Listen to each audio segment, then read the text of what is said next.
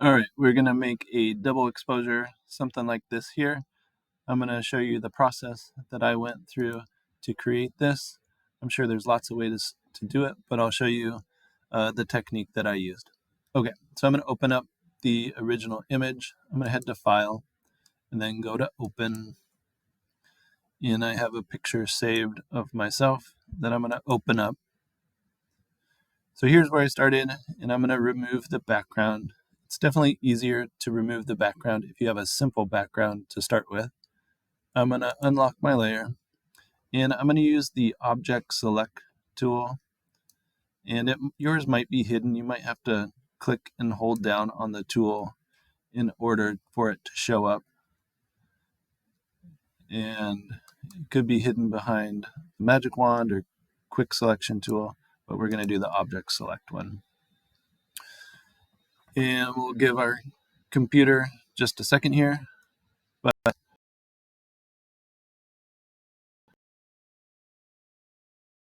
it catches up. We're going to make this selection. It broke it into two parts. We can combine that though. So I'm going to click this one. And it should select that.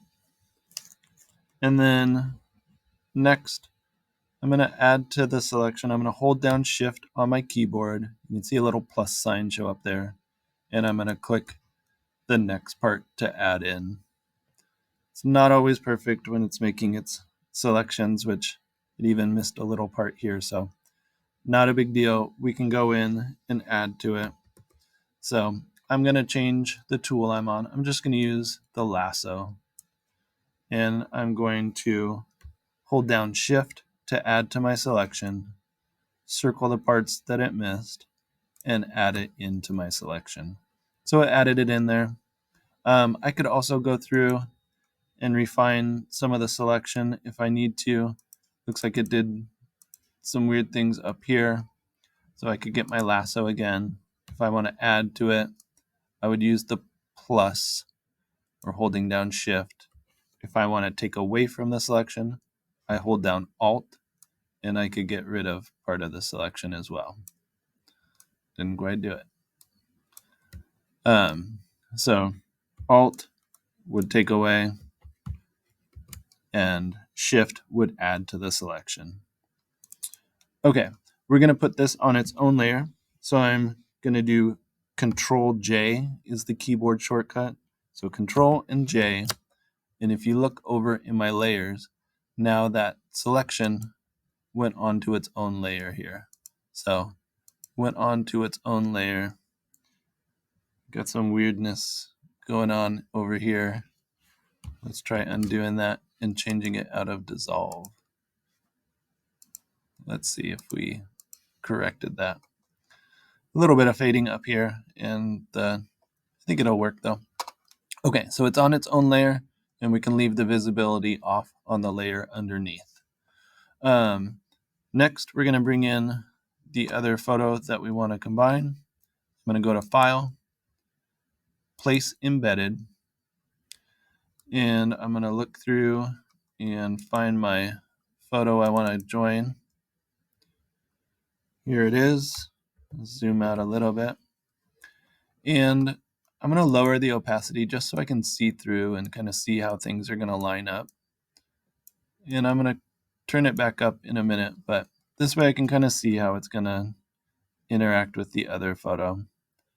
So I'm going to try to put it at a spot that's going to be good. I think that should work right there. So I'm going to hit Enter on my keyboard, and I'm just going to turn the opacity back up now that I see where it is. I'm going to fit to the screen again. Okay, and now we're going to combine these two. We're going to make a clipping mask. So on this one, I'm going to right click on the layer, and I'm going to say Create Clipping Mask. It's using the shape that was underneath it to fill it up. And we're going to soften this and kind of feather the edges here to combine it. And so I'm going to add a layer mask. So layer mask down at the bottom, clicking, it adds this extra section to my layer. I want to be working in here. Don't want that part to be selected. You want this to be selected. And over here, I want to make sure that black is in front. So black is in front. I'm getting my brush tool, and I'm going to use a large size brush with a low hardness. The hardness is just how feathered the edges of your brush is, so it won't be a crisp edge. Then I'm going to use a really big brush. Okay, so I'm going to make my brush even bigger. That's just the brackets on my keyboard is making it bigger. Okay, and I'm going to click and start to take away the top image showing the layer underneath. Another technique is I could lower the opacity on the brush I'm using, so it's taking it away a little more gradual, give you a little more control over what you're taking away. I might make my brush even bigger. Sometimes, depending on the image you use, you might want a little bit to show through underneath. If you do something where you take away too much of the image that you want to bring back, so let's say I accidentally took away a whole bunch, I can switch white to be in front, and white is going to bring back the image. So black will conceal the image and white will reveal, and you can switch it back and forth. And I'm going to turn up my hardness a little bit and make sure I get the spots that I want to. And lowering my brush size to get the other spots. So it'll take a little bit of time, and depending on the image that you're using, it'll probably be different from mine. But you can take as much or as little time as you need there.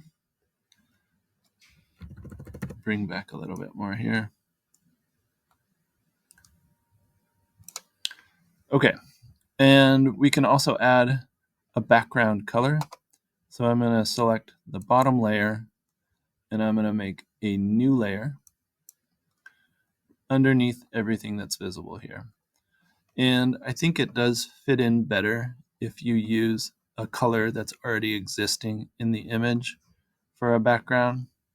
So I'm going to use the eyedropper and select a green from in here, and I'm going to use my paint bucket tool to fill in the background.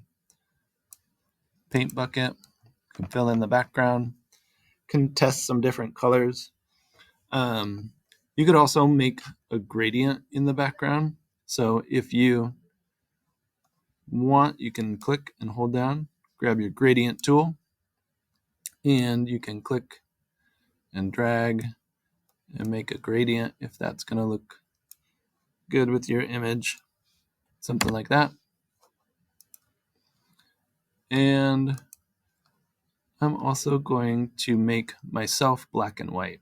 So I'm going to head to the layer of myself, and I'm going to head up to image and adjustments, and I'm going to make that black and white. We'll hit auto and say OK. And I'm going to change the contrast a tiny bit. Image, adjustments, brightness and contrast. And I'm going to turn up the contrast some. Maybe the brightness a little bit. Say OK. Finally, I think I'm going to crop the image. So I'm going to head to the crop tool, click on there, drag it in to get a little closer and get rid of the extra stuff I don't need. Hit enter on my keyboard to make the crop. And I think we did it.